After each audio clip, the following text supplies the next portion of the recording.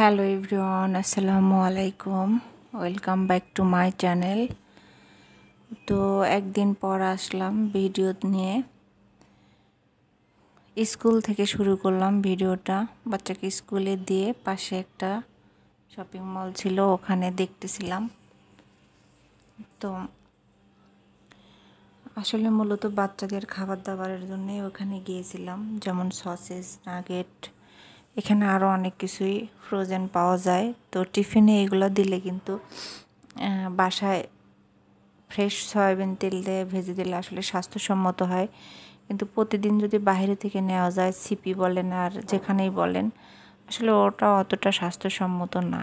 এই কারণেই এখানে যাওয়া। এখানে গিয়ে আরেকটা জিনিস আমি দেখতে পেয়েছি, আমি এই পরোটার কথা আমি জানতামই না যে ডায়েট পরোটা পাওয়া যায়। তো আমি ডায়েট পরোটা দেখার পরে আমার নিতে ইচ্ছে হয়েছে অনেক, কিন্তু ওখান থেকে নিয়ে আসতে আসতে বাসায় গলে যাবে, এই কারণে আনতে পারিনি। আমি দেখব ফার্মগেটে পাওয়া যায় নাকি। ফার্মগেটে আসলে তো অনেক সুপার শপ আছে, তবে আমার চোখে কখনো পড়ে নাই।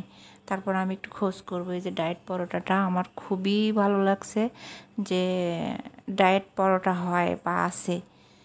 যাই হোক, কখনো যদি ফার্মগেটে পাই তো আমি এটা নিয়ে নিব। তো এখানে ভাবিরা আবার দেখতেছিল, এটা আমিও নিয়েছি। এটা ডিম ভাজি করতে, একটা ডিম ভাজি করতে বা এই হালকা পাতলা কোনো কিছু করতে এটা খুবই প্রয়োজন। তো এখানে আবার একটু আসলাম। এগুলো আসলে দেখলে বাচ্চাদের জন্য নিতে ইচ্ছা হয়। গ্রোসারিতে গেলে এই একটা মায়েদের একটা মানে কি বলবো, বাচ্চাদের জন্য মানে সব উঠায় নিয়ে আসলেও শান্তি হয় না। তো এখানে আবার চকলেটগুলো দেখতেছিলাম, ভ্যারাইটিস রকমের চকলেট বাচ্চাদের। আসলে এই চকলেটগুলো আমার মনে হয় না স্বাস্থ্যসম্মত। এই যে আমি যেটা হাতে নিয়েছি এটা রাবারের মতো, চাবালে রাবারের মতো লাগে। তারপরে মনে হলো যে নেই, বাচ্চা খুশি হবে বা বিভিন্ন কিছু চিন্তা ভাবনা করে নিয়ে দেখা যায় যে কখনো নেই কখনো নেই না। এটা আবার আইসক্রিমের মতো, এটা বল, টেনিস বল। তো কত ভ্যারাইটির যে চকলেট বের হয়েছে বাচ্চাদের জন্যে।